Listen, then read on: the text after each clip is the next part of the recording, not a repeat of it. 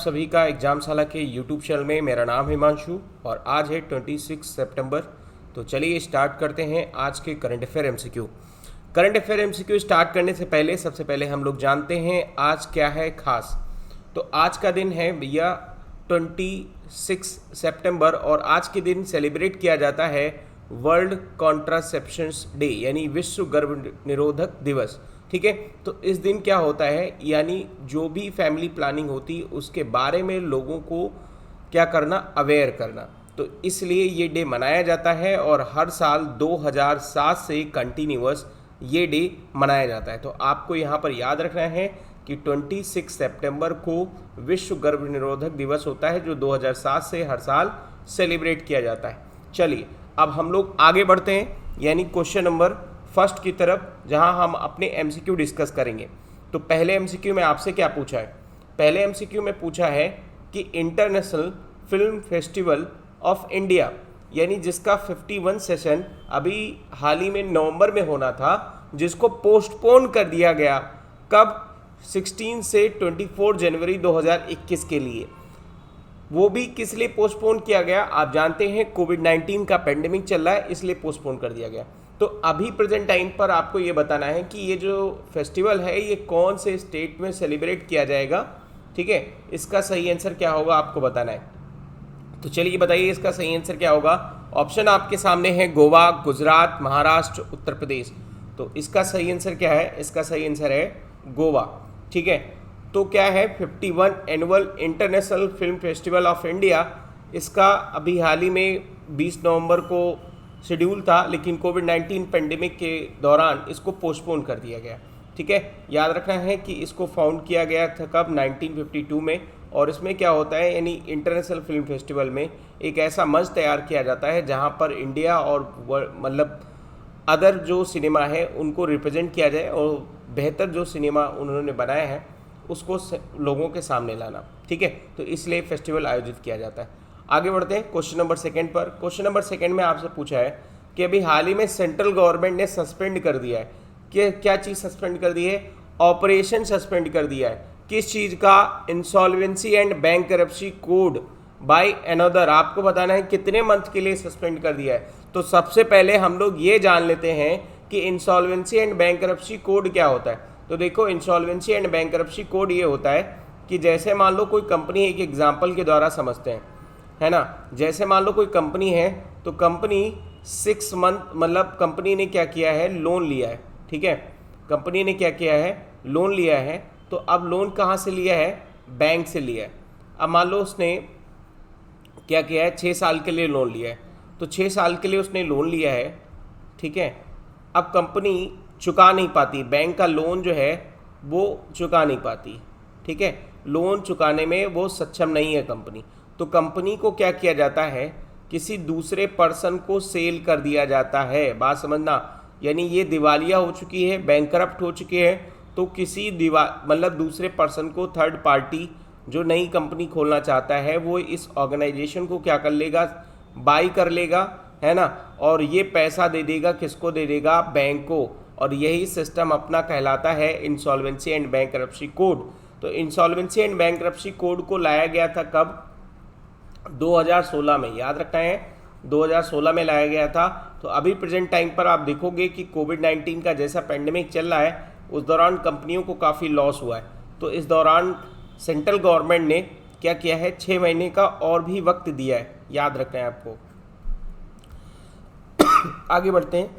तो insolvency and bankruptcy code 2016 में लाया गया था, जिसे अभी क्या किया गया है, 6 महीने के लिए यानी एक्सटेंड कर दिया गया। यानी कोई भी जो भी इंसॉल्वेंसी करेंगे हम लोग, उसका जो टाइम पीरियड है उसको 6 मंथ के लिए एक्सटेंड कर दिया गया है। तो ये चीज़ याद रखना है आपको। ठीक है, आगे बढ़ते हैं क्वेश्चन नंबर थर्ड पर।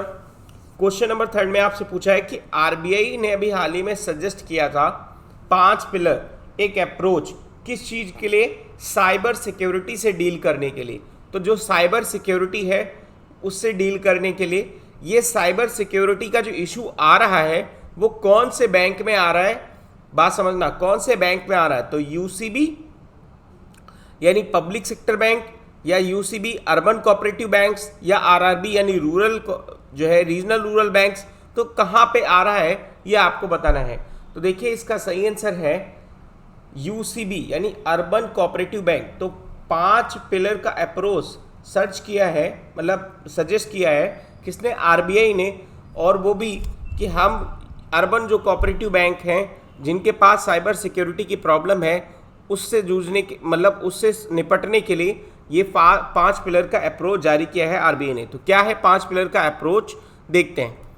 सबसे पहले हम लोग यहाँ पर ये जानते हैं 24 सितंबर को 5 पिलर का एक स्ट्रैटेजिक अप्रोच जिसका नाम था गार्ड, नोट कर लेना कहीं पर, गार्ड जो है अप्रोच जो साइबर सिक्योरिटी से डील करेगा, कहाँ पर, अर्बन कोऑपरेटिव बैंक में।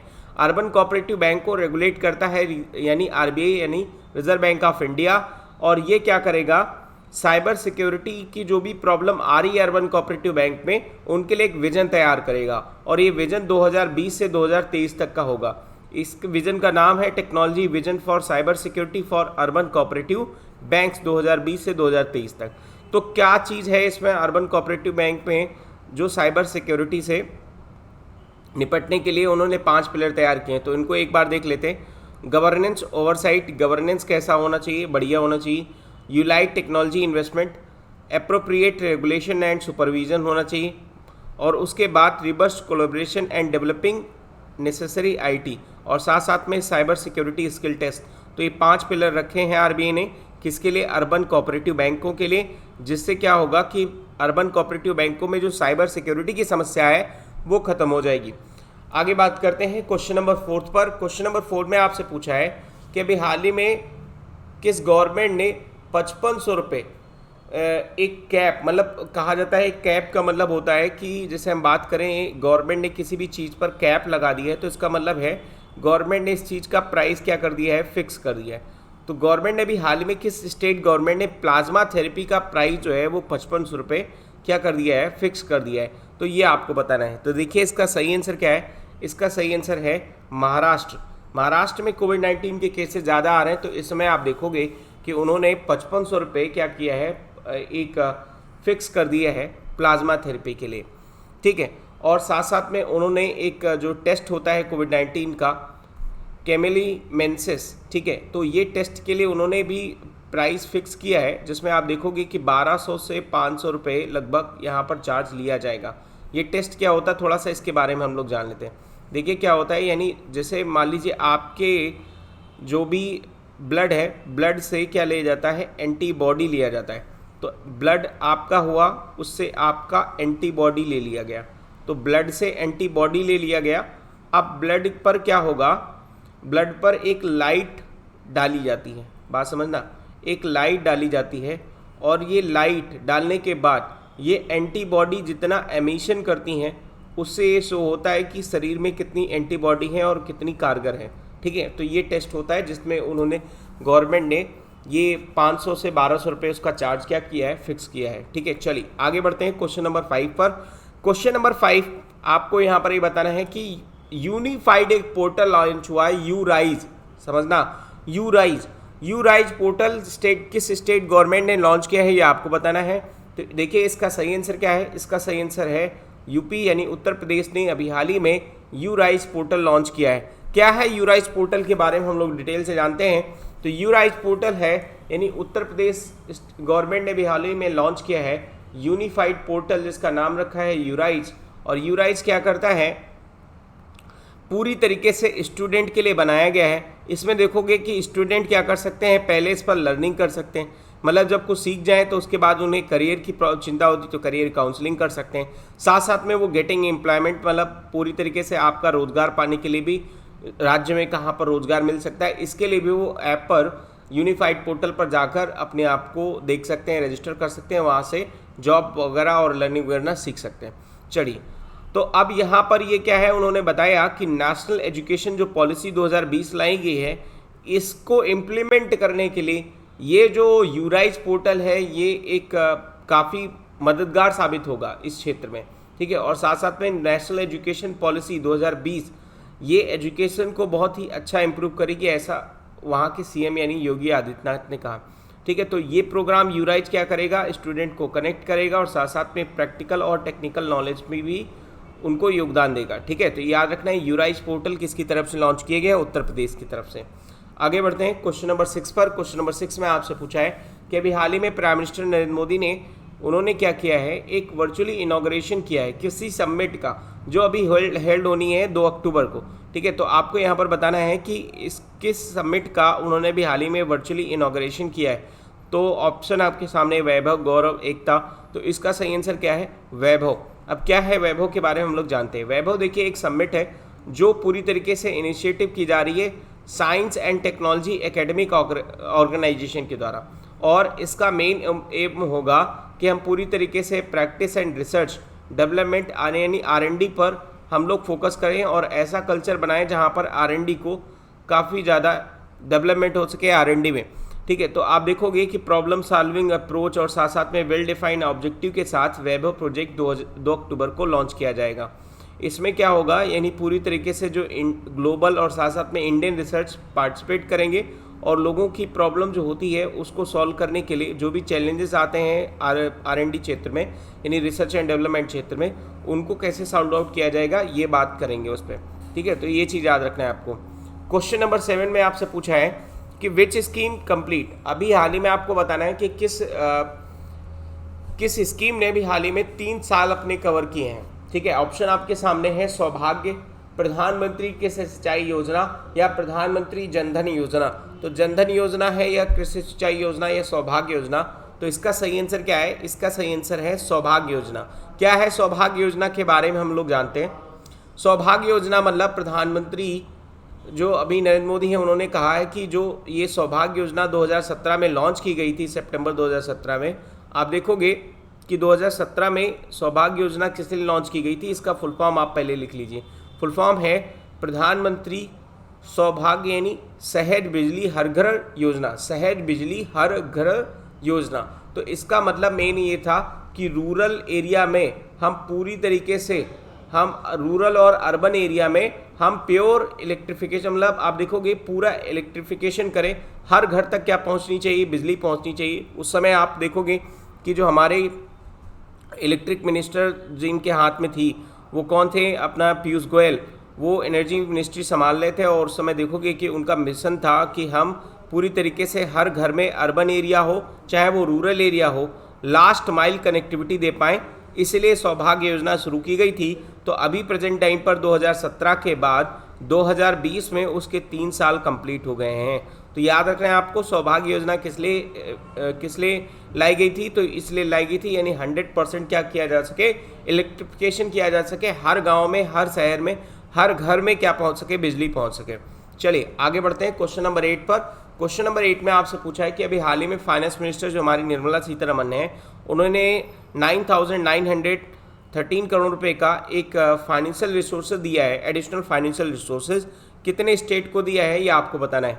तो देखिए इसका सही आंसर है 5 स्टेट को अभी हाल ही में 9,913 करोड़ रुपीज़ का अभी हाल ही में एक फाइनेंशियल जो है एडिशनल फाइनेंशियल रिसोर्सेज दिया है। किस लिए दिया है, चलिए इसको समझते हैं, कैसे दिया है ये भी जानते हैं। तो देखिए क्या है कि अभी हाल ही में जो अमाउंट दिया गया है 9,913 करोड़ रुपए का, ये ओपन मार्केट बोरोइंग से दिया गया। ओपन मार्केट बोरोइंग का मतलब होता क्या है, यानी गवर्नमेंट क्या होती है, गवर्नमेंट क्या करती है, सीधे सीधे मार्केट से पैसा बोरो करती। तो मार्केट से पैसा बोरो करने के लिए वो सबसे पहले क्या करती है, बॉन्ड वगैरह जारी करती। तो बॉन्ड वगैरह से जो पैसा कलेक्ट होता है वो पैसा उन्होंने इतना अमाउंट दिया है किसको, इन स्टेट गवर्नमेंट को दिया है। तो स्टेट गवर्नमेंट जिसमें आंध्र प्रदेश है, तेलंगाना है, गोवा है, कर्नाटक है और त्रिपुरा है। तो ये स्टेट क्या करेंगे, ये स्टेट करेंगे कुछ जो स्कीम है सेंट्रल गवर्नमेंट की उसको इम्प्लीमेंट करेंगे। तो कौन सी स्कीम इम्प्लीमेंट करेंगे, 1 नेशन एंड 1 कार्ड स्कीम को इम्प्लीमेंट करेंगे, ठीक है। तो ये चीज़ याद रखना है आपको। आगे बात करते हैं क्वेश्चन नंबर 9 पर। तो क्वेश्चन नंबर 9 में आपसे पूछा है कि अभी हाल ही में किस राज्य को अभी हाल ही में यूनाइटेड नेशन की तरफ से जो कम्युनिकेबल डिजीजेस हैं, नॉन कम्युनिकेबल डिजीजेस हैं, इन सभी को कंट्रोल करने के लिए एक अवार्ड मिला है, ठीक है। तो आपको बताना है कि किस राज्य को मिला है। तो इसका सही आंसर क्या होगा, केरला, कर्नाटक, उत्तर प्रदेश। तो इसका सही आंसर है केरला सरकार को यूनाइटेड नेशंस की तरफ से non communicable diseases. Non communicable disease का मतलब ये होता है कि ऐसी डिजीजेस जो एक व्यक्ति से दूसरे व्यक्ति में ट्रांसफ़र नहीं होती हैं, वो सारी डिजीजेस। तो वो सारी डिजीजेस को कंट्रोल करने में केरला सरकार ने काफ़ी बेहतर काम किया है, जिसके लिए उन्हें यूनाइटेड नेशंस की तरफ से अवार्ड दिया गया है। ठीक है, तो ये चीज़ याद रखना है आपको कि उनका एक्सीलेंट कंट्रीब्यूशन रहा है नॉन कम्युनिकेबल डिजीज़ को कंट्रोल करने में। चलिए आगे बढ़ते हैं क्वेश्चन नंबर 10 पर। और क्वेश्चन नंबर 10 में आपसे पूछा है कि अभी हाल ही में हमारे जो एक्सटर्नल अफेयर मिनिस्टर हैं यानी एस जयशंकर, वो भी पार्टिसिपेट कर रहे थे। एक स्पेशल मिनिस्ट्रियल मीटिंग थी, किसकी? फाइनेंस मिनिस्ट्री की। तो आपको मतलब वहाँ पर जो आपको बताना है कि जो स्पेशल मीटिंग थी वो किसकी थी? ब्रिक्स की थी, एससीओ की थी या सिका? तो ऑप्शन आपके सामने है, यानी इसमें आपको बताना है कौन सा ऑप्शन सही होगा। तो ऑप्शन सही है इसका सिका। अभी सिका क्या होता है? आपने सुना होगा, conference on interaction and confidence building measures in Asia. याद रखना है आपको, conference on interaction and confidence building measures in Asia. ठीक है, तो ये क्या होगा, इस जो ये लाया गया था यानी सिका मिशन, ये नूर सुल्तान नज़रबैजाब इन्होंने क्या किया था 1992 में, ये एक प्लेटफॉर्म तैयार किया था जिसमें एशिया और प्लस सेंट्रल एशिया और यूरोपियन मतलब जो यूरेशिया है अपना, जैसे रशिया वगैरह, तो इन सभी के कंट्री आप देखोगे ये कंट्री क्या करते हैं इंडो पैसिफिक रीजन में जो सिक्योरिटी है, साथ साथ में जो म्यूचुअल अंडरस्टैंडिंग है, उसको एड्रेस करने के लिए ये प्लेटफॉर्म लॉन्च किया गया था 1992 में। तो इसी की अभी हाल ही में जो मीटिंग है वो मीटिंग चल रही थी और इसी को अटेंड कर रहे थे हमारे external affairs minister S Jaishankar. और उन्होंने आपको यहाँ पर बता रहे हैं कि जो प्रेजेंट टाइम पर इंडिया और पाकिस्तान के बीच में जो टेंशन चल रही है उनको किस तरीके से एड्रेस किया जाए, इसके बारे में उन्होंने बात की है। ठीक है, तो चलिए आपको यहाँ पर याद रखना है कि जो सिका है उसके मेंबर कितने हैं। तो मेंबर हैं आपके 27 मेंबर हैं, इंडिया भी उसका मेंबर है। ठीक है, ये खास बात है, याद रखना है आपको। और बाहर के 8 मेंबर ऑब्जर्वर स्टेट हैं और 5 उसकी ऑब्जर्वर ऑर्गेनाइजेशन है। ये आपको याद रखने की ज़रूरत नहीं है, बस आपको इसका फुल फॉर्म याद रखना है, conference on interaction and confidence building measures in Asia. ठीक है, ये 1992 में बनाया गया था और नूर सुल्तान कजाकिस्तान में इसका क्या है, हेडक्वार्टर है। याद रखना है, नूर सुल्तान कजाकिस्तान में इसका हेडक्वार्टर है। और वहाँ से आप देखोगे कि पूरे एशिया और सेंट्रल एशिया में जितनी भी म्यूचुअल अंडरस्टैंडिंग का काम होता है, जो सिक्योरिटी है, पीस है, इस पर एड्रेस करने के लिए ये प्लेटफॉर्म तैयार किया गया था। आई होप आपको समझ में आया होगा। तो इस वीडियो को ज़्यादा से ज़्यादा लोगों तक शेयर करिए, सब्सक्राइब करिए हमारे चैनल को, और पसंद आया हो तो वीडियो को लाइक करिए। Thank you and thank you for watching.